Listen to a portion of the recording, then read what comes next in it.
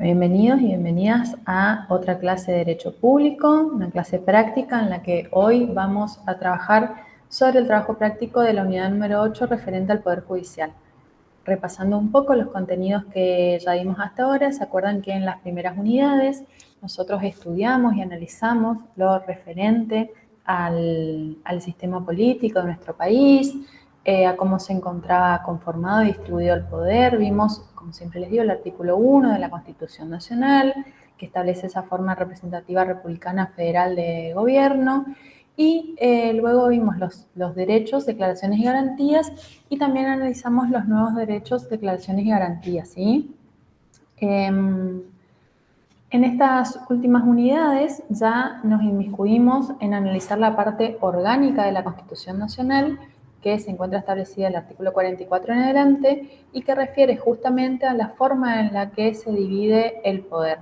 Recuerden que siempre decimos que el poder es uno solo, pero a fines de su desempeño se encuentra dividido en tres poderes, que son el poder legislativo, compuesto por una Cámara de Diputados y de Senadores, un poder ejecutivo a cargo del presidente de la Nación, y lo que ahora nos toca ver es el poder judicial, que a diferencia de los otros poderes, vamos a ver que el mecanismo para selección de los integrantes del Poder Judicial y sobre todo de la cúspide del Poder Judicial Nacional, que es la Corte Suprema de Justicia de la Nación, no se efectúa a través del sufragio popular como el Poder Ejecutivo, su presidente, y como el Poder Legislativo a través del voto para elegir a diputados y senadores, sino que existen otro procedimiento que se encuentra establecido en la Constitución y en normas complementarias.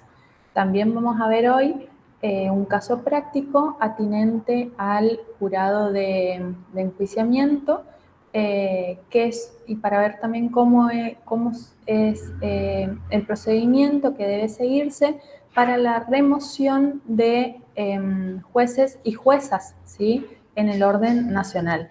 Acuérdense que nosotros ya habíamos visto en el artículo 53 de la Constitución Nacional que los integrantes de la Corte Suprema de Justicia de la Nación, para poder ser removidos, deben ser sometidos a juicio político, ¿sí? Así que el procedimiento que vamos a ver hoy no es para los ministros de la Corte Suprema de Justicia de la Nación, sino que es para los jueces y juezas inferiores.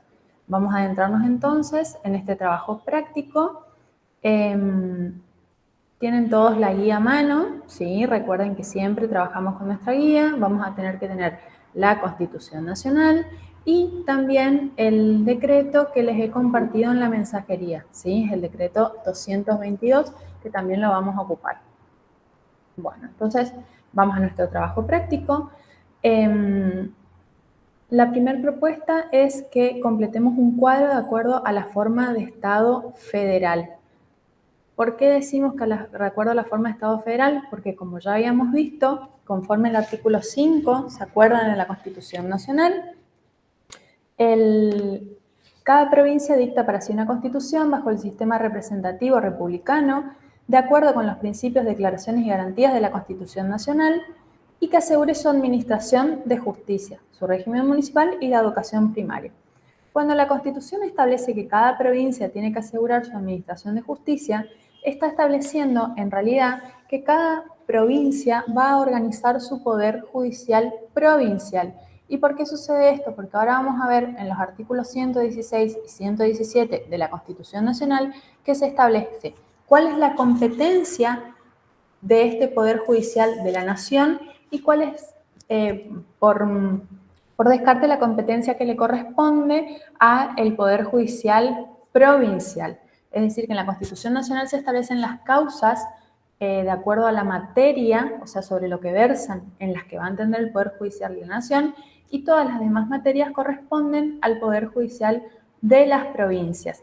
Obviamente, también, como cada provincia puede elegir sus representantes y sus instituciones, el procedimiento de selección de jueces y juezas provinciales y también el procedimiento de remoción no se va a llevar a cabo por el procedimiento que establece la Constitución Nacional, sino que va a tener que realizarse conforme a los procedimientos que establezcan cada una de las constituciones provinciales, ¿sí? Entonces, para poder responder esta primera consigna, nosotros tenemos que tener en cuenta estos artículos que les he señalado. Además, vamos a ver que el Poder Judicial de la Nación se encuentra regulado en la Constitución desde el artículo 108 en adelante. Fíjense, vayan a la Constitución, en la sección tercera referente al Poder Judicial, establece en su primer artículo que el Poder Judicial de la Nación será ejercido por una Corte Suprema de Justicia y por los demás tribunales inferiores que el Congreso estableciera en el territorio de la Nación. Esto ya nos da la pauta de cómo se encuentra conformado nuestro Poder Judicial nacional, es decir, como bien señala el artículo, con una Corte Suprema de Justicia de la Nación que cuenta con 5 ministros, de los cuales una en el día, bueno, hoy se publicó la noticia de que presentó su renuncia, por lo cual se produciría una vacante en la Corte Suprema, y demás tribunales inferiores que el Congreso estableciere, ¿sí?, en el territorio de la Nación. ¿Qué significa esto? Que ustedes en una provincia o en una ciudad van a poder visualizar que existe un Poder Judicial Provincial, que quiere decir hay oficinas, juzgados provinciales, que va a coexistir territorialmente con un Poder Judicial nacional. La diferencia es que el Poder Judicial de la Nación va a poder entender algunas cuestiones y el Poder Judicial Provincial entenderá en otras. Por ejemplo, vamos a ver ahora cuáles son las competencias específicas que están reguladas en el artículo 116 y 117 de la Constitución Nacional. Pero, por ejemplo, si ustedes tienen un accidente de tránsito con una persona de la misma ciudad, la demanda va a tramitar ante los juzgados provinciales. Si ustedes, por ejemplo, trabajan para una empresa, ya sea esta provincial o nacional, bueno, también el proceso va a tramitar ante la justicia provincial, ¿sí? Fíjense que conforme el... Uy, perdón que toqué algo. Ahí estamos. Me avisan si no visualizan el Power, por favor. Conforme al artículo 116 de la Constitución Nacional, como les decía, corresponde a la Corte Suprema y a los tribunales inferiores de la Nación el conocimiento y decisión de todas las causas que versen sobre puntos regidos por la Constitución y por las leyes de la Nación, con la reserva hecha en el inciso 12 del artículo 75, y por los tratados con las naciones extranjeras de las causas concernientes a embajadores, a ministros públicos, a cónsules extranjeros, de las causas de almirantazgo y jurisdicción marítima, de los asuntos en que la nación sea parte, de las causas que se susciten entre dos y más provincias, entre una provincia y los vecinos de otra, entre los vecinos de diferentes provincias y entre una provincia o sus vecinos contra un Estado o ciudadano extranjero. Es decir, que en este artículo 116 de la Constitución se establece cuál es la competencia que corresponde a los tribunales de la nación. ¿Qué es la competencia? Bueno, es la potestad que se otorga a un órgano para expedirse en una determinada cuestión.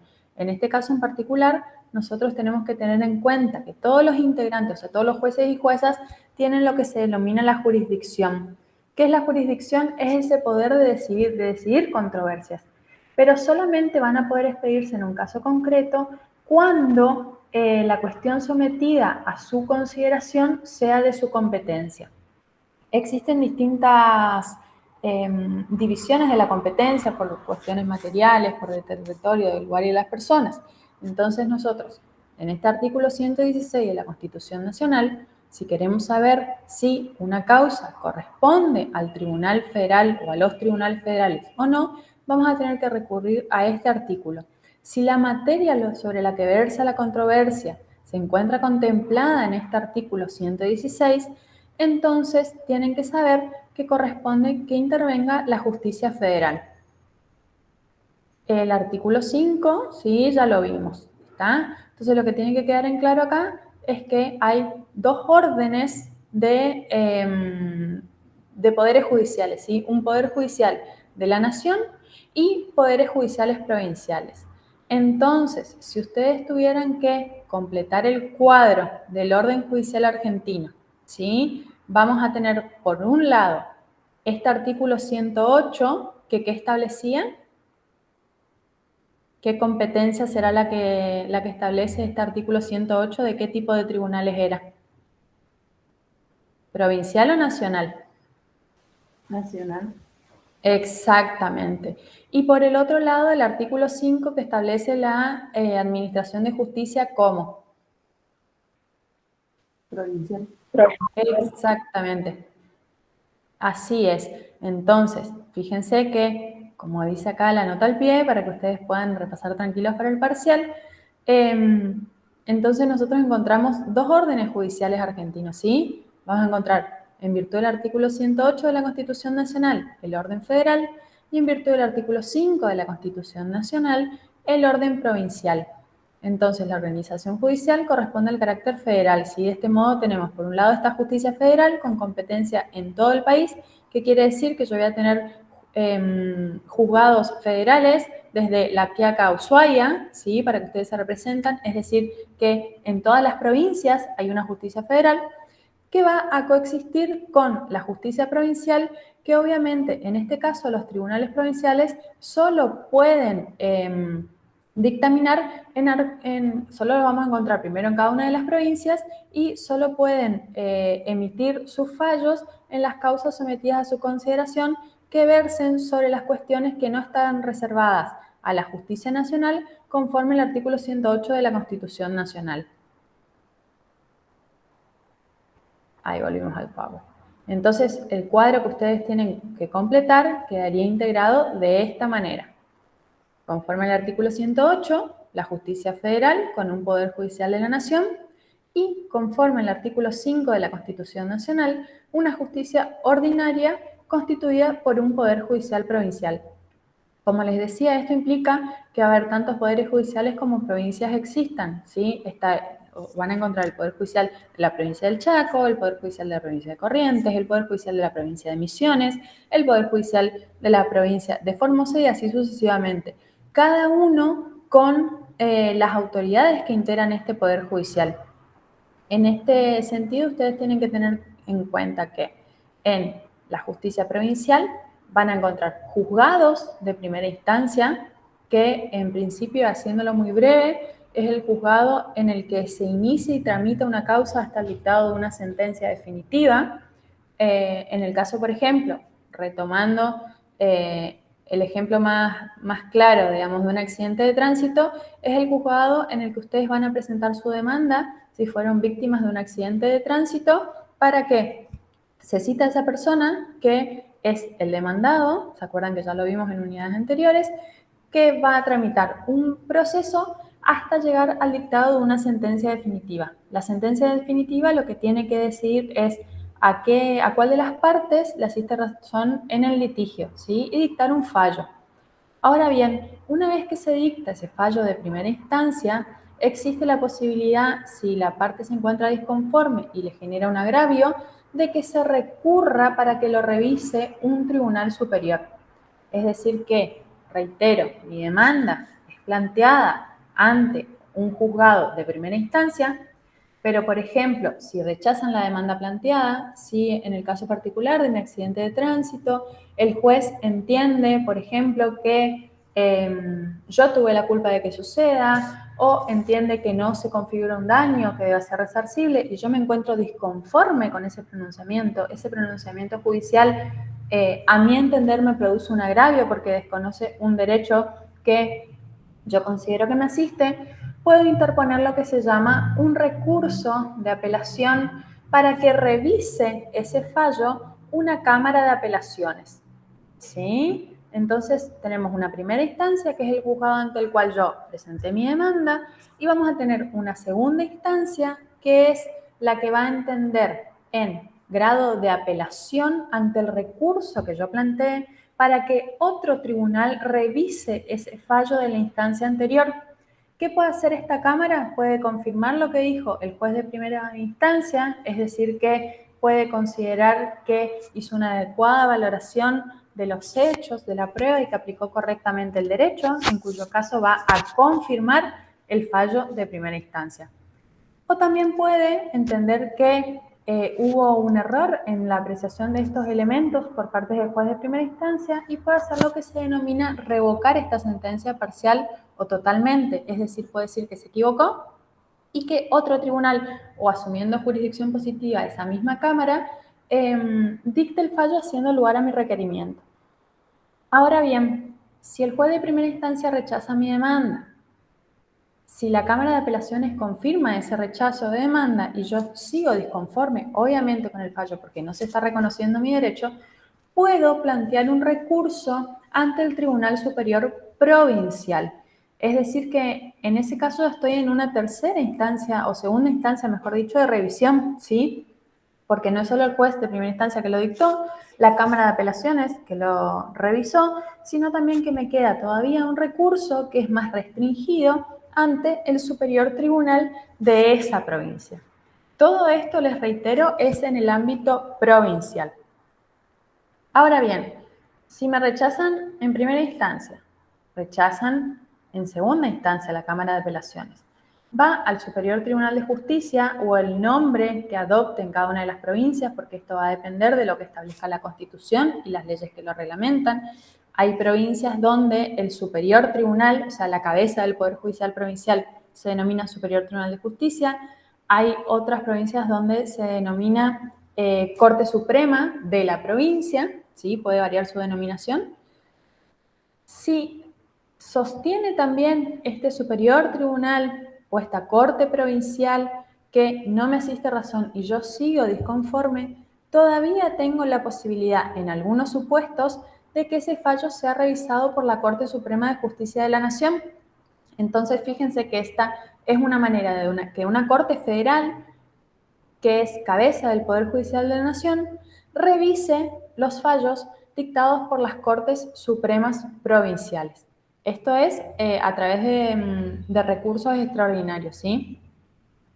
Ahora bien, por el otro lado, nosotros vamos a ver esta misma línea o esta misma organización en el Poder Judicial de la Nación. Fíjense, si ustedes leen, de nuevo, el artículo 108 establece que el Poder Judicial de la Nación es ejercido por una Corte Suprema y por los demás tribunales inferiores que el Congreso estableciera, ¿sí? Entonces, estos tribunales inferiores también van a ser las cámaras de apelaciones y los juzgados de primera instancia.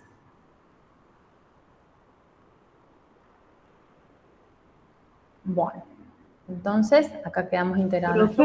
Sí, Me quedé con una duda. Entonces sí. hay dos instancias así para presentar dentro de la provincia, Perdón, Gloria, ¿me puedes repetir porque no te escuché? que hay dos recursos o dos instancias dentro de la provincia. Ponele Sí, que mira, fíjate que acá lo vamos a ver bien, si yo me adelanté un poquito. Fíjate en este cuadrito, que es el trabajo que sigue, que es la pirámide, que nos pregunta cómo está conformado el orden jerárquico del Poder Judicial en Argentina.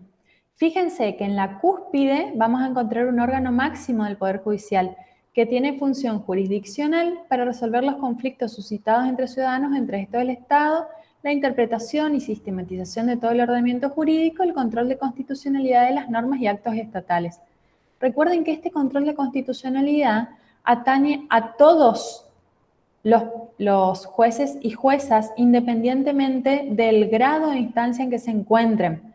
¿En virtud de qué era esto? ¿Se acuerdan? ¿Cómo habíamos dicho que era el control de constitucionalidad en nuestro país? En la unidad número 2. ¿Se acuerdan que habíamos visto los sistemas del control de constitucionalidad? Que podía ser concentrado o difuso. Y que en nuestro país, ¿cómo era el control de constitucionalidad? ¿Alguien se acuerda? Si había un tribunal específico que se expedía sobre la constitucionalidad de las normas o correspondía a todos los jueces y juezas efectuar este control. ¿No se acuerdan? Bueno, por hoy les voy a decir, pero repasen, ¿sí? Repasen las primeras unidades porque tienen vinculación con esto. En nuestro país, el sistema de control de constitucionalidad es difuso. Eso implica que todos los jueces y juezas en los causas o controversias que sean sometidas a su consideración tienen que efectuar este control de constitucionalidad, ¿sí? No es privativo de las instancias superiores. Bueno, entonces, como les decía, en la cúspide de la pirámide tenemos este órgano máximo del Poder Judicial. Le sigue un tribunal que tiene atribuciones de revisión de las decisiones dictadas en primera instancia. Y por último, vamos a encontrar en la base aquellos tribunales que actúan en la fase de conocimiento, excepciones, reconvención, incidentes, dictado de sentencias y su ejecución. Entonces, conforme a lo que yo les dije recién, en el orden nacional, ¿quién sería o cómo se denomina el tribunal que se encuentra en la cúspide de la pirámide? La Corte La Suprema Corte de Suprema. Justicia. Exactamente, la Corte Suprema de Justicia de la Nación. Ahora bien, ¿quién sería o cómo se denominaría el tribunal que le sigue en orden? La mitad de la pirámide. ¿Quién encuentra en la mitad de la pirámide? La Cámara de Apelación. Exactamente, muy bien. Y en la base, los que recepcionan todos los procesos y dictan la primera sentencia. Los ¿Cómo? jueces de primera instancia. Exactamente. Entonces, siguiendo lo que vos preguntabas, Gloria, en el orden nacional encontramos esta composición. Después también existen, por ejemplo, en otros, o sea, vamos a encontrar que esta clasificación en realidad es la general o la primigenia, que podemos llegar a encontrar otros tribunales específicos, ¿sí? Por ejemplo, en el orden provincial encontramos los juzgados de paz y falta, ¿sí? Pero en línea general lo que ustedes tienen que saber es que este es el orden jerárquico del Poder Judicial en Argentina. Ahora bien, si yo trasladara esta misma organización a la justicia provincial, la única diferencia sería que acá, en la cúspide, yo tendría el Tribunal Superior Provincial. Esperen que les harán. En el orden provincial quedaría así. En la cúspide el Tribunal Superior Provincial, que les dije que se puede llamar de esta manera, se puede llamar Corte de Provincia, etcétera, si cada provincia adopta una denominación distinta. Es decir que la composición se replica tanto en orden provincial como en orden nacional. ¿Sí? ¿Quedó claro esto, Gloria? Sí, profe.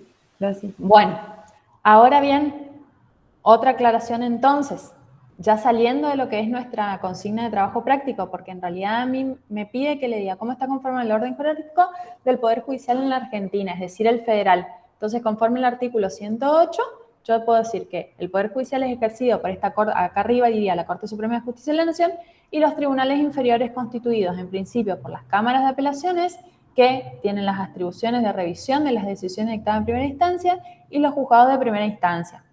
Lo que yo les explicaba recién es que si yo me atengo a esta organización en el orden provincial, contra las sentencias de este Tribunal Superior Provincial, todavía me queda un recurso extraordinario federal para que revise la decisión la Corte Suprema de Justicia de la Nación.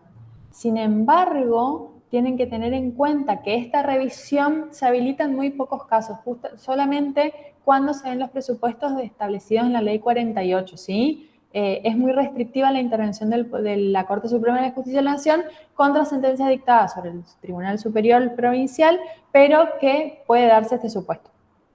Eso solamente como aclaración al margen, ¿sí? Lo que ustedes tienen que saber es esta conformación del orden jerárquico funcional. Entonces, les reitero, en la pirámide queda constituido por la Corte Suprema de Justicia de la Nación, le siguen las cámaras de apelaciones y por último, los juzgados de primera instancia.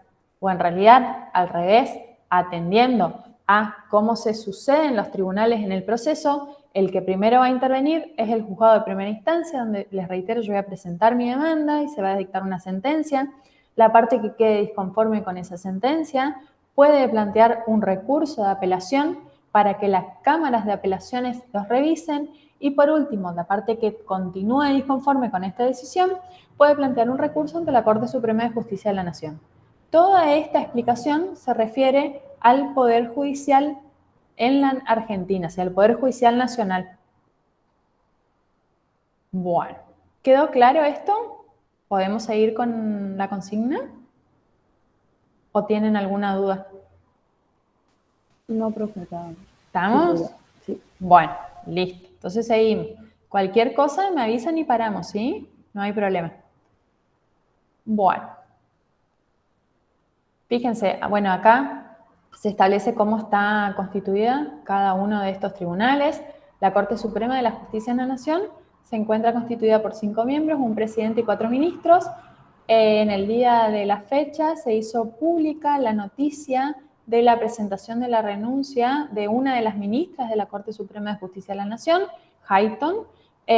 Así que ahora vamos a ver qué pasa ante esos supuestos, ¿sí? Pero ustedes tienen que saber, si bien la noticia que renunció Hayton, es justamente una de las ministras de la Corte Suprema de Justicia de la Nación, del Tribunal Máximo Federal de nuestro Poder Judicial Nacional. Las cámaras de apelaciones están integradas por tribunales colegiados de 3 miembros, un presidente y 2 vocales, y los juzgados de primera instancia están conformados por tribunales unipersonales, es decir, de una sola persona. Fíjense cómo va aumentando la integración de uno de los tribunales a medida que el expediente va recorriendo las instancias de revisión, ¿sí? El juez que va a dictar la primera sentencia es un juez unipersonal. Esto también, para que ustedes, si se preguntan por qué sucede, digamos, tienen que tener en cuenta que hay una innumerable demanda de causas judiciales, que hay muchos tribunales en los órdenes provinciales y también en el orden nacional, y que el juez o jueza de primera instancia es al que siempre se le dice como el que está primero en el campo de batalla, ¿sí? El juez de primera instancia es el que recibe todos los expedientes, el que tiene que tramitarlos, donde se van a producir todas las pruebas y el que va a dictar esa primera sentencia. Ahora bien, cuando ya recurro a una cámara de apelaciones, es decir, que planteó un recurso de apelación, esa cámara que va a revisar el fallo de la anterior instancia ya se encuentra compuesta por 3 integrantes, ¿sí? Un presidente y 2 vocales. Y por último, la Corte Suprema de Justicia de la Nación, que si bien la cantidad de sus integrantes fue variando y mutuando conforme de diversos regímenes y leyes, llegamos a tener hasta 9 miembros, en la actualidad la composición es de 5 miembros, de los cuales, como les dije, una presentó su renuncia, que se publica en el día de la fecha. Seguimos entonces. Otra pregunta dice, ¿a través de qué norma se creó la Corte Suprema de la Justicia de la Nación y los tribunales inferiores? Y fíjense, ¿dónde se encuentra regulado el Poder Judicial Nacional? ¿Dónde dijimos? Como todos los otros poderes. ¿Dónde vamos a encontrar la primera regulación? La Constitución Nacional sería en la parte orgánica. Exactamente. Pero también hay leyes, ¿sí? que establecen la composición del Poder Judicial. Es decir, que volvemos a nuestro artículo 108, está establecido que el Poder Judicial de la Nación es ejercido por una Corte Suprema de la Justicia de la Nación y, fíjense, y por los demás tribunales inferiores que el Congreso estableciera en el territorio de la Nación. Entonces, si la Constitución me dice que los demás tribunales inferiores que el Congreso estableciera en el territorio de la Nación, ¿a través de qué instrumento lo va a establecer el Congreso de la Nación? ¿Qué dicta el Congreso de la Nación?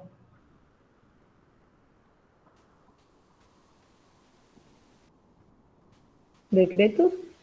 ¿Decretos o qué era? ¿Quién dictaba los decretos y quién las leyes?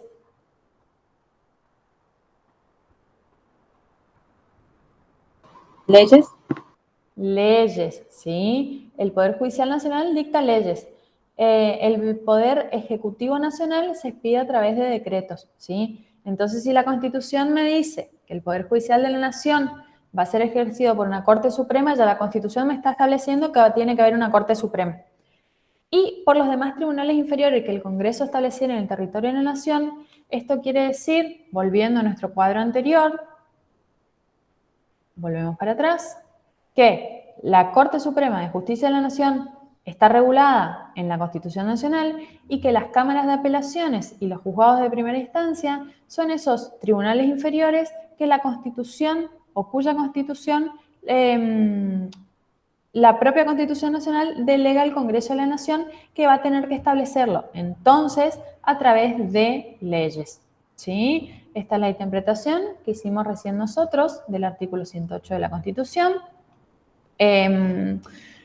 La ley 24.050 sí establece las jurisdicciones en que se encuentra dividido el territorio federal. ¿Se acuerdan que yo les dije que vamos a encontrar juzgados federales desde Ushuaia a La Quiaca, queriéndoles representar que en toda la extensión del territorio nacional voy a encontrar juzgados federales, pero que esta distribución se establece en la ley a través de jurisdicciones, ¿sí? Es decir, que hay 17 jurisdicciones federales que intervienen en los asuntos sobre materia federal que ocurren en sus jurisdicciones. Y acá están todas enumeradas, ¿sí? Aparte, como les dije, cada una de las provincias, en virtud de lo establecido en el artículo 5, tiene que determinar cómo va a estar organizado su poder judicial, ¿sí? Entonces, vamos a tener una organización judicial distinta en cada una de las provincias de acuerdo a las constituciones provinciales. Entonces, si ustedes quisieran saber, por ejemplo, cómo se encuentra constituido el poder judicial de la provincia de Chaco, van a tener que acudir a la Constitución de Chaco y también a las leyes que en consecuencia dicte la Cámara de Diputados provincial. ¿Se entendió esto?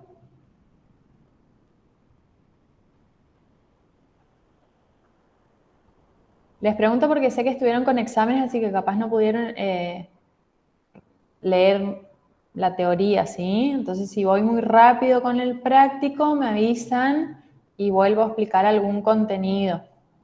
¿Hasta ahora vamos entendiendo todo? Sí, profe. ¿Sí? Bueno. Bien. Fíjense. Sí, estoy diciendo todo, yo hoy no los hice ni leer, ¿eh? Estoy muy buena hoy. La consigna B nos pide que mencionemos 5 características de la competencia federal de acuerdo a las disposiciones de los artículos 116, 117 y 121 de la Constitución Nacional. Como les dije, el Poder Judicial Nacional se encuentra organizado en la Constitución a partir del artículo 108. Pero los artículos 116, 117 establecen cuál es la competencia federal. Si nosotros leímos el artículo 116, que ya lo vimos hoy, dice que corresponde a la Corte Suprema y a los tribunales inferiores de la Nación el conocimiento y decisión de todas estas causas, ¿sí? Las que se susciten entre vecinos de distintas provincias, aquellas en que una provincia, sus vecinos contra un Estado o ciudadano extranjero, las causas concernientes a embajadores, ministros públicos y cónsules, causas de almirantazgo y jurisdicción marítima, cuando la nación sea parte, etc. Es decir, que todas estas causas corresponden a la intervención de la justicia federal. Pero si nos vamos al artículo 117, vamos a ver que además de lo establecido en el artículo 116 sobre la competencia de la Corte y todos los tribunales inferiores, el artículo 117 establece aquellas causas en las que la Corte va a intervenir en jurisdicción originaria y en cuáles va a intervenir por vía de apelación. Fíjense, dice, competencia exclusiva y derivada. En estos casos, la Corte ejercerá su jurisdicción por apelación según las reglas y excepciones que prescriba el Congreso. O sea, en todas las del artículo 116 tiene que intervenir en grado de apelación. Pero, ¿sí? Y acá viene la excepción. En todos los asuntos concernientes a embajadores, a ministros y cónsules extranjeros, y en los que alguna provincia fuese parte, la ejercerá originaria y exclusivamente. ¿Qué quiere decir esto de la competencia derivada y la competencia exclusiva? Que en las causas del artículo 116 de la Constitución Nacional, nosotros vamos a tener que tener presente este esquema, es decir, que va a intervenir un juzgado de primera instancia federal, planteado un recurso, va a tener que entender una Cámara de Apelaciones Federal y planteado recurso de extraordinario federal, va a intervenir la Corte Suprema de Justicia de la Nación.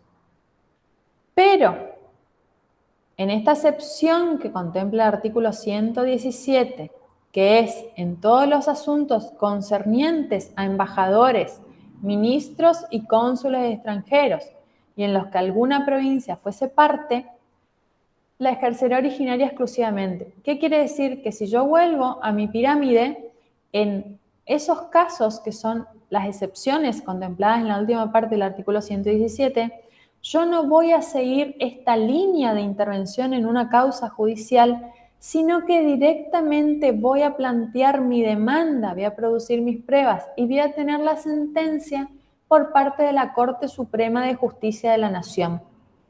Es decir, que en la excepción del artículo 117, la última parte, no voy a presentar mi demanda ante un juzgado de primera instancia, sino que directamente va a entender en instancia originaria, eso significa originaria, tiene su origen en la Corte Suprema de Justicia de la Nación, y exclusiva la Corte Suprema de Justicia de la Nación, ¿sí? Entonces, en el artículo 116 se establece toda la competencia federal, todo lo que corresponde a la Corte Suprema de Justicia de la Nación y los tribunales inferiores, y también en leyes, y en el artículo 117 discrimina en qué supuestos la Corte Suprema de Justicia de la Nación va a entender a través de los recursos que se planteen ante las cámaras de apelaciones y en cuáles, que son estos últimos, ¿sí? Todos los asuntos concernientes a embajadores, ministros y cónsules, en los que alguna provincia sea parte, directamente yo voy a interponer mi demanda en la Corte Suprema de Justicia de la Nación. Es decir, no, les reitero, no voy a interponer el juzgado de primera instancia, sino que directamente voy a plantear la controversia ante la Corte Suprema de Justicia de la Nación. ¿Sí? Entonces, ¿cuáles les parece? Si yo tengo solamente un artículo que me establece cuál es la competencia de la Corte Suprema de Justicia de la Nación, ¿cuál les parece que es el carácter o cuáles son los caracteres de esta competencia federal? ¿Será ordinaria o será extraordinaria? Y después reúne otros caracteres típicos que reúnen todas las competencias. ¿Qué les parece? ¿Es cómo esta competencia? Si solamente se encuentra reservada a algunos asuntos establecidos en la Constitución, ¿qué les parece?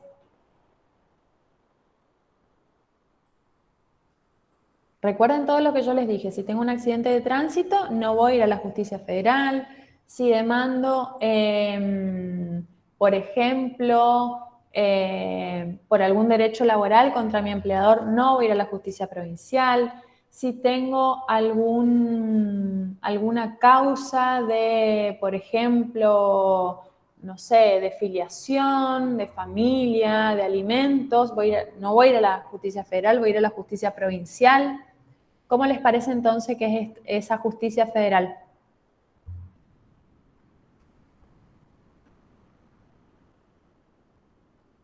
¿A alguien se le ocurre algún carácter conforme a todo lo que vimos? ¿Será excepcional o cómo será?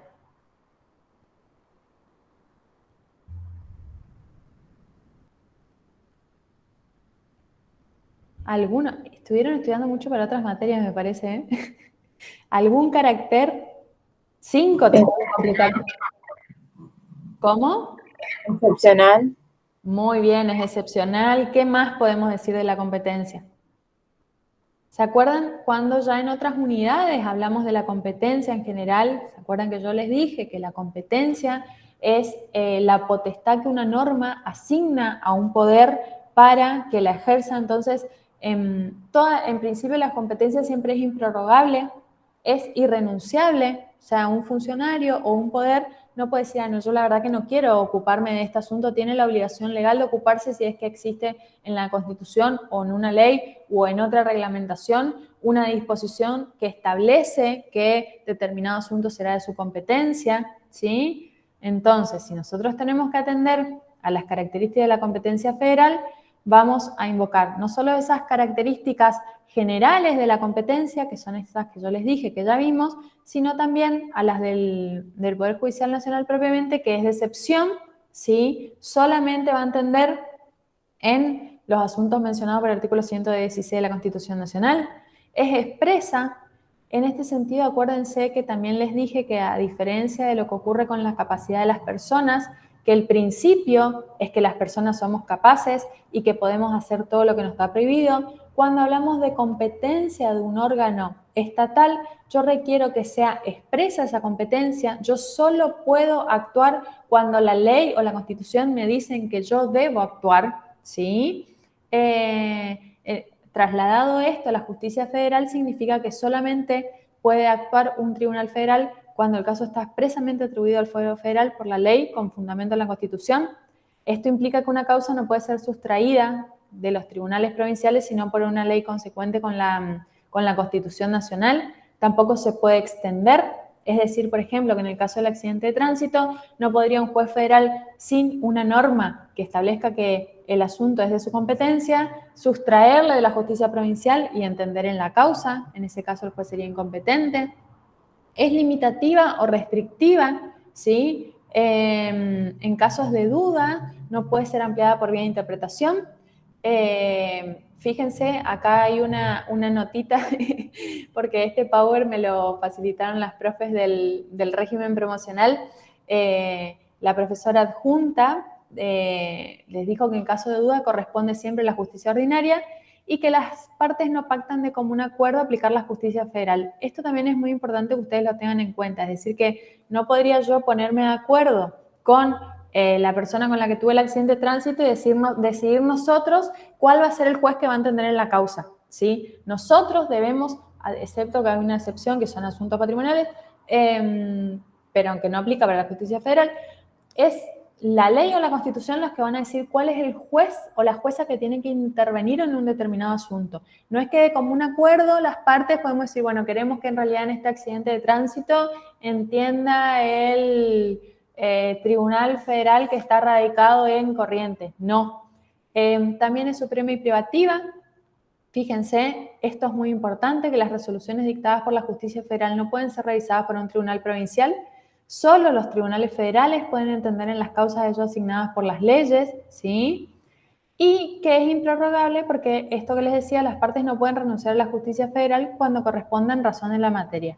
Es decir, que si yo tengo un litigio fundado en algunos de los presupuestos establecidos en la Constitución Nacional, no podría yo renunciar a esa justicia y pedir que intervenga un tribunal provincial, ¿sí? Bueno, entonces acá tenemos los 5 caracteres de la justicia federal. Continuando con la consigna, tenemos que leer un fallo, ¿sí? Esperen, les voy a dejar de presentar acá un ratito. Y vamos a presentar el fallo del TP. Yo lo tenía en una ventana acá.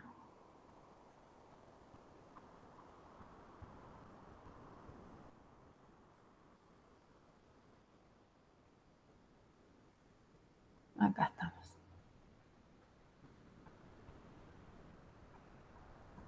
El fallo es el siguiente. Acá ya nos inmiscuimos en el jurado de enjuiciamiento, es decir, ya dejamos atrás la primera parte del trabajo práctico que refería a la composición del Poder Judicial Nacional, esta distinción con el Poder Judicial de las provincias, a la composición de este Poder Judicial Nacional y a la competencia, es decir, los asuntos en los que puede intervenir o debe intervenir el Poder Judicial Nacional.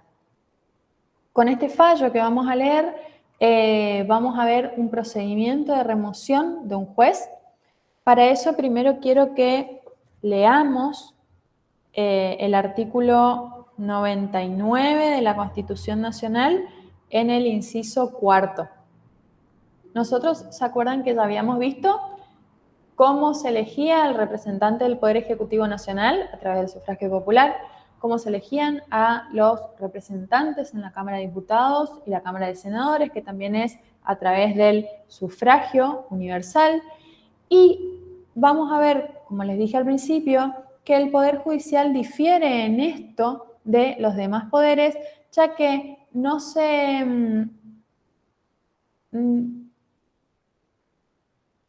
eligen los representantes o los integrantes, más que representantes integrantes del Poder Judicial a través del sufragio, sino que existen otros mecanismos de selección. La composición del Poder Judicial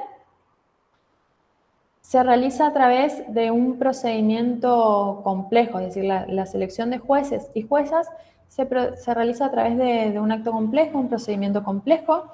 Los integrantes de la Corte Suprema de Justicia de la Nación, conforme, si miramos el artículo, inciso cuarto, del artículo 99, que refería a las atribuciones del Poder Ejecutivo, establece que el presidente nombra a los magistrados de la Corte Suprema con acuerdo del Senado por 2/3 de los miembros presentes en sesión pública convocada al efecto. Es decir que los integrantes de la Corte Suprema de Justicia de la Nación, como dice acá, son nombrados por el presidente con acuerdo del Senado y que para este acuerdo se requiere 2/3 de los miembros presentes en sesión pública convocada al efecto. A diferencia de lo que sucede con los jueces y juezas de los tribunales inferiores, donde vamos a ver que interviene el Consejo de la Magistratura, ¿sí? Que fue incorporado en el artículo 114, si mal no recuerdo, en la reforma constitucional. Y lo vamos a ver ahora también, ¿sí? Entonces, esto es importante para poder entender que los jueces y juezas, excepto los de la Corte Suprema, que son nombrados por el presidente con acuerdo del Senado, los demás jueces y juezas de los tribunales inferiores tienen que atravesar un procedimiento de selección realizado a través del Consejo de la Magistratura, que es este órgano que fue incorporado en la reforma constitucional.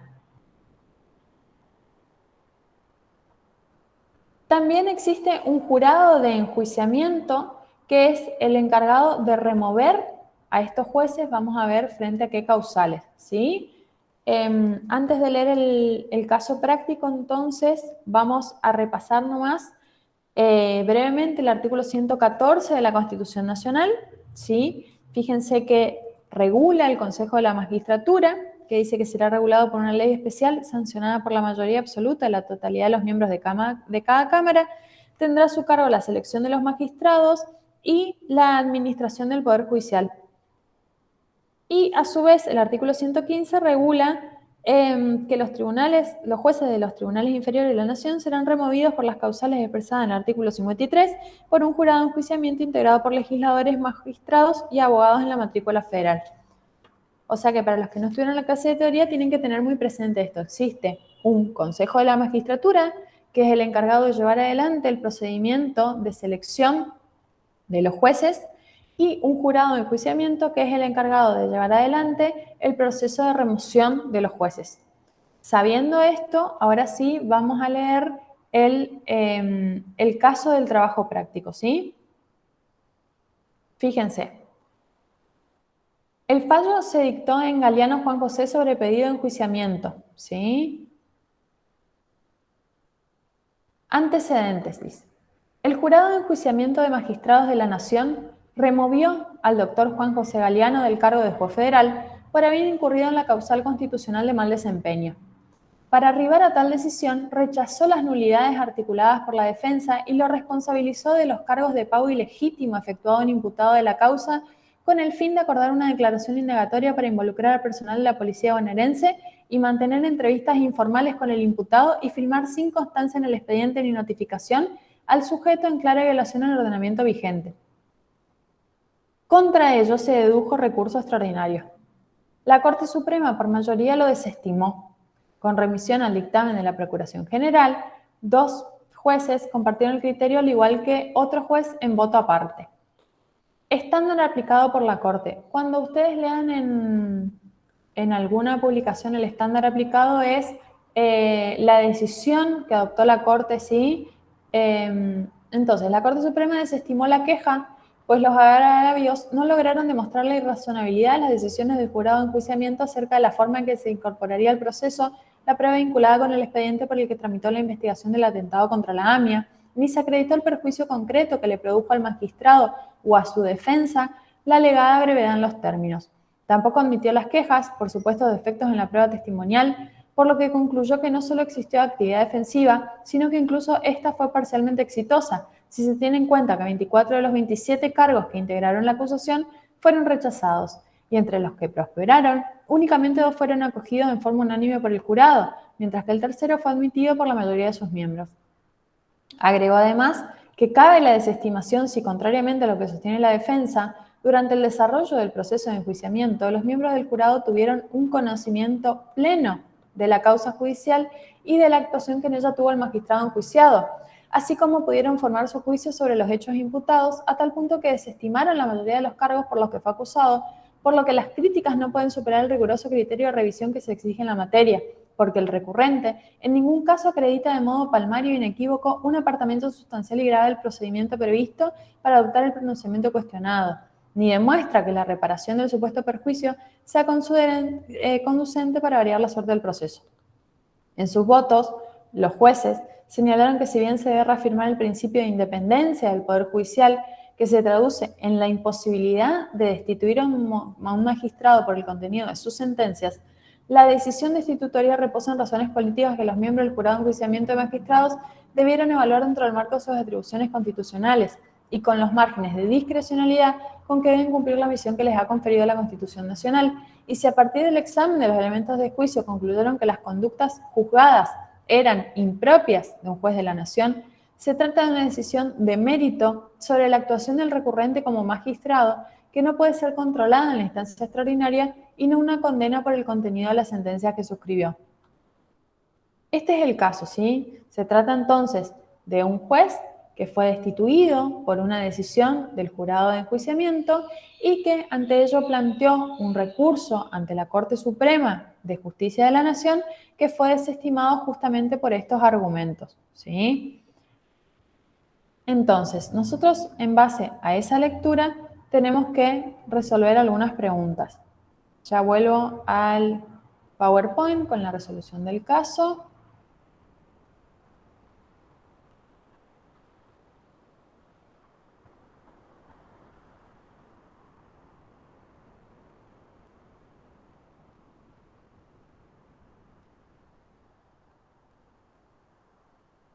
Tenía el Power.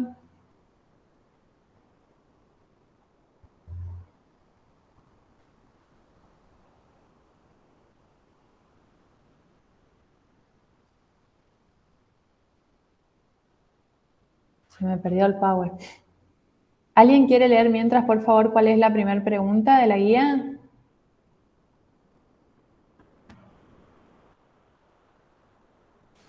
Sí, profe, ahí leo. Dice, ¿qué organismo tiene a su cargo la remoción de los magistrados? Bueno, entonces, ¿qué organismo tiene a su cargo la remoción de los magistrados? ¿Cuál vimos recién? ¿El jurado de enjuiciamiento? Exactamente. ¿En qué artículo dijimos que estaba regulado? En el 115. Exactamente, en el artículo 115. Miren que no sé qué pasó que no puedo compartir. Se me fue el Power. Acá está. Muy bien, entonces, ¿qué organismo tiene a su cargo la remoción de los magistrados? El jurado de enjuiciamiento. ¿Y en qué artículo se encuentra regulado? En el 115.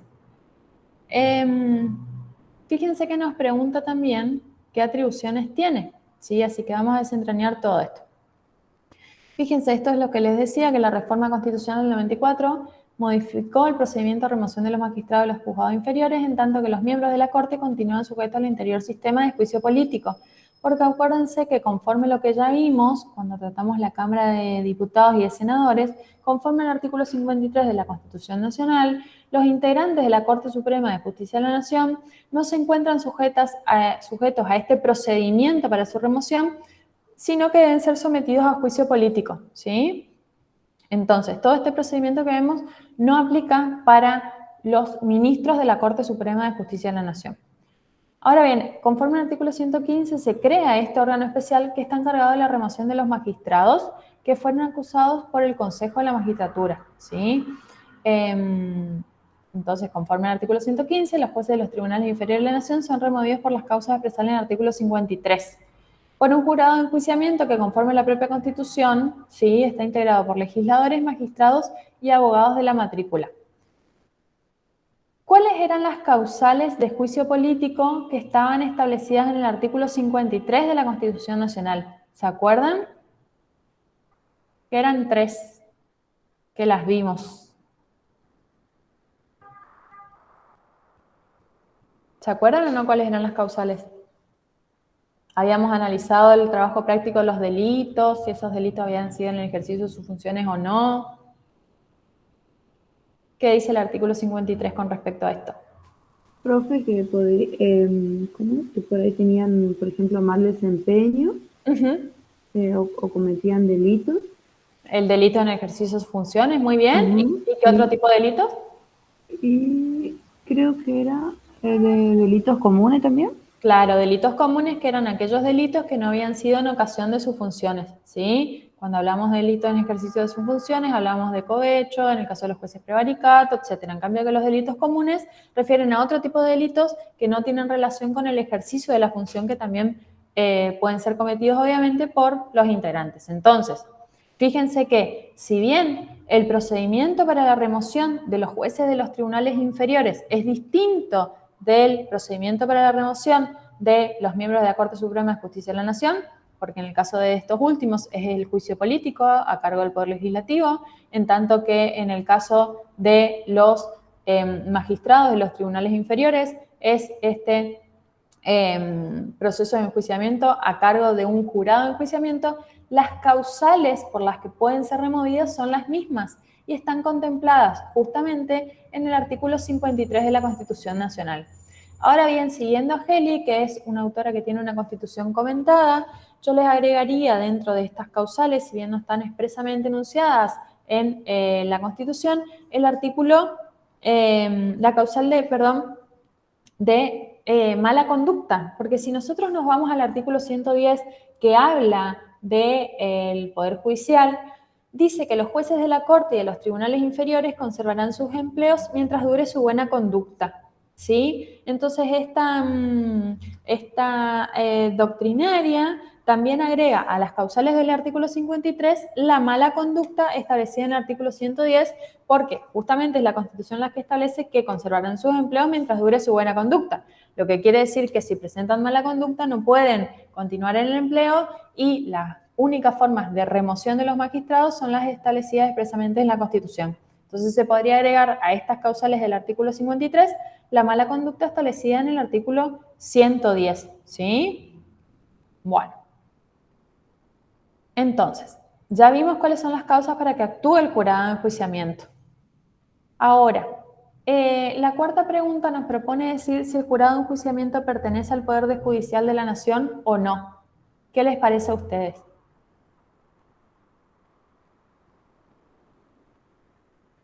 Ya sé que están con poca lectura de teoría, pero vamos a la lógica, ¿sí? Fíjense, vayan a la Constitución Nacional.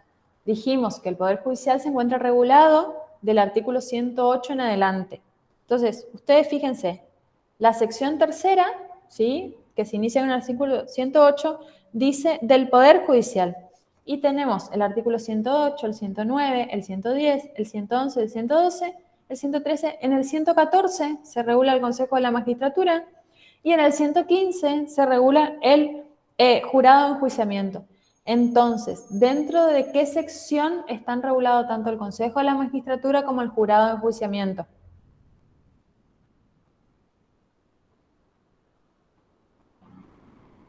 La sección relativa a qué poder. Al Poder Judicial. Exactamente. Entonces, el jurado de enjuiciamiento, que forma parte del Consejo de la Magistratura, ¿sí?, está regulado dentro de la sección relativa al Poder Judicial, lo que determina inexorablemente que pertenece al Poder Judicial de la Nación, ¿sí? Siempre hablando nosotros de el Poder Judicial Nacional y el Consejo de la Magistratura y Jurado de Enjuiciamiento Nacional, porque van a ver replicados estos organismos en las constituciones provinciales, ¿sí? Las instituciones provinciales, o sea, cada provincia también cuenta, si así lo dispone su ordenamiento constitucional, de un Consejo de la Magistratura y Jurado de Enjuiciamiento, que a veces se encuentra, a veces es el mismo consejo y jurado, o sea, los integrantes cumplen las dos funciones y a veces se encuentra dividido, algunos integran el Consejo de Magistratura y se conforman con otros integrantes del jurado de enjuiciamiento, o no existe un jurado de enjuiciamiento permanente, sino que se lo convoca al efecto, pero integra el Poder Judicial de la Nación, ¿sí? Vamos a la última consigna, que es el procedimiento de selección, dice. Teniendo en cuenta la necesidad del cargo a cubrir... Ay, perdón, me fui para acá. Esta. Vamos entonces a la última, dice, teniendo en cuenta la necesidad del cargo a cubrir y el procedimiento para elección de jueces de tribunales inferiores, responda a las siguientes preguntas. Fíjense que hay un anuncio del Consejo de la Magistratura del Poder Judicial de la Nación que dice Comisión de Selección, llamado a concursos 429, 436 y 439. ¿Se acuerdan que yo les dije recién que en el caso del Poder Judicial, a excepción de los ministros de la Corte Suprema, que son elegidos conforme a lo que establece el artículo 99, inciso 4, nombrados por el presidente con acuerdo del Senado, los integrantes de los tribunales inferiores, o sea, los jueces y las juezas, tienen que someterse a un procedimiento para ser elegidos. Ese procedimiento es un concurso de antecedentes y oposición en el que mediante un proceso de selección que contempla un concurso en el cual tienen que rendir, ¿sí? Y que busca garantizar la garantía de la igualdad y la idoneidad establecida en el artículo 16 de la Constitución Nacional para el acceso a los cargos públicos. Bueno, se desarrolla este procedimiento para conformar una terna de la cual se va a elegir a los integrantes del Poder Judicial, ¿sí? Lo más importante que tienen que saber es que para que se pueda producir un llamado a concurso tiene que existir una vacante. ¿Qué quiere decir una vacante? Es un cargo establecido en el organigrama del Poder Judicial que cuente con factibilidad presupuestaria y que no tiene designado un titular. Es decir, que no se haya todavía establecido este procedimiento de selección a través del concurso o que haya tenido un titular, pero su titular, por ejemplo, se jubiló. Entonces, en estos supuestos, el cargo queda vacante y hay que llenarlo. ¿Cómo lo vamos a llenar? A través de un procedimiento de selección que garantice la idoneidad y por eso se cita a un concurso de antecedentes y oposición que es realizado, conforme a lo que establece la Constitución Nacional, por el Consejo de la Magistratura. Entonces, fíjense, tenemos acá el aviso, dice chiquitito, de conformidad con lo establecido por los artículos 114, inciso 1 de la Constitución Nacional, 9 de la Ley 26.855, modificatoria de tal ley, y el reglamento de concursos, aprobado por la resolución del Consejo de la Magistratura, se convoca el concurso público de oposición y antecedentes. La oposición es lo que les decía, es este examen donde se rinde, ¿sí? Donde, al igual que ustedes tienen un examen, los integrantes del Poder Judicial también, en el sentido de que se les presenta un caso, tienen que elaborar, depende del cargo que sea a cubrir, pero generalmente es una sentencia, luego se le pasan a otra instancia donde se le hacen preguntas teóricas y también se valoran sus antecedentes. ¿Qué son sus antecedentes? Bueno, su carrera administrativa, es decir, por ejemplo, se le puede otorgar puntos por los cargos que fue ocupando dentro de la estructura del Poder Judicial, o si tiene especializaciones, o si desarrolla actividad académica o científica, si es autor de obras, etc. Si eso es el concurso de oposición y de antecedentes. Entonces, nosotros tenemos que contestar en base a esto. ¿Cómo se inicia un proceso de selección de un juez de un tribunal? ¿Qué les parece? Conforme a lo que les dije recién. ¿Qué es lo primero que necesitamos para poder llamar a un concurso? ¿Que exista qué? Una vacante. Exactamente. Tiene que haber una vacante para llenar un cargo, ¿sí? Puede ser, como les dije, por ejemplo, por jubilación. Puede ser porque se creó una nueva dependencia, entonces hay que cubrir esos cargos. También existen supuestos donde ante la necesidad o la urgencia de cubrirlos se designan a personas que ocupan los cargos transitoriamente, pero eso no quiere decir que no se tenga que llamar a concurso para que se designe una persona en carácter definitivo. Es decir, que ustedes el día de mañana, si quieren, por ejemplo, concursar un cargo en la administración pública, puede ser que ese cargo esté subrogado por alguien, pero que se encuentre vacante. Es decir, que la titularidad del cargo está vacante y por eso, lo mismo que sucede en el Poder Judicial, hay que llamar a concurso. Bueno, entonces lo primero que nosotros necesitamos es que exista un cargo vacante. Cuando tenemos un cargo vacante, entonces empieza a actuar el Consejo de la Magistratura. ¿Qué es lo que tiene que hacer el Consejo de la Magistratura? Lo que les dije recién. Tiene que seleccionar candidatos a través de este procedimiento de selección, que es el concurso de antecedentes y oposición. Ahora bien, este Consejo de la Magistratura, una vez que realiza todo ese procedimiento, que es largo porque tiene que hacerse el llamado concurso, que es la nota que vimos recién, pero que es más extenso porque se establece cuáles son los requisitos que se deben cubrir, se establece una fecha de inscripción, después se fija un programa, porque así como ustedes, nosotros cuando rendimos en el Poder Judicial también tenemos que estudiar contenidos en base a un programa, se fija cuál va a ser el tribunal examinador, ¿sí? Y la fecha en que se va a rendir. Una vez que se producen esas dos etapas de oposición, que es el examen y de la valoración de los antecedentes, se emiten dictámenes y se eligen a 3 candidatos. Es decir, de todas las personas que rinden, se eligen a 3 candidatos. Una vez que el Consejo de la Magistratura eligió esos 3 candidatos, va a elevar una propuesta al presidente de la Nación. Y el presidente de la Nación elige uno, ¿sí? Una vez que el presidente de la Nación elige uno, necesita para su nombramiento la mayoría absoluta de los miembros presentes del Senado. Entonces, como vemos, el procedimiento de selección de un juez es un acto complejo porque intervienen, si nos ponemos a pensar, los 3 poderes.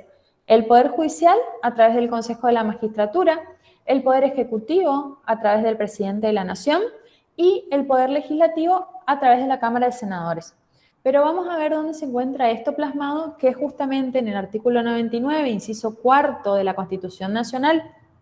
Recuerden que el primer párrafo refería a los ministros de la Corte Suprema de Justicia de la Nación.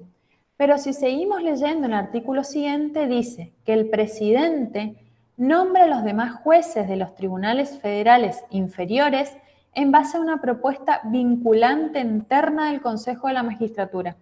¿Qué quiere decir esta propuesta vinculante interna? Que el presidente o el Senado no podrían, de todas esas personas que rindieron, ¿sí? Y que puede ser que hayan aprobado, elegir a una que no integre la terna que elevó el Consejo de la Magistratura. Por eso se dice que es vinculante, porque sí o sí tiene que elegir dentro de esos 3 integrantes que le fueron propuestos. Entonces, nombra a los demás tribunales federales inferiores en base a una propuesta vinculante interna del Consejo de la Magistratura, con acuerdo del Senado en sesión pública, en la que se tendrá en cuenta la idoneidad de los candidatos, ¿sí? Entonces, por eso nosotros podemos decir que intervienen el Consejo de la Magistratura, o sea, Poder Judicial, Poder Ejecutivo y Poder Legislativo del Senado.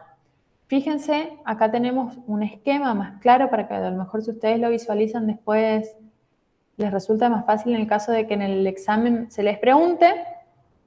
A partir de la reforma de 1994 fue designado el Consejo de la Magistratura como el órgano encargado de llevar adelante el procedimiento de selección de los jueces mediante lo que dice la Constitución, que es la elevación de una terna, es decir, 3 posibles candidatos que eleva al Poder Ejecutivo.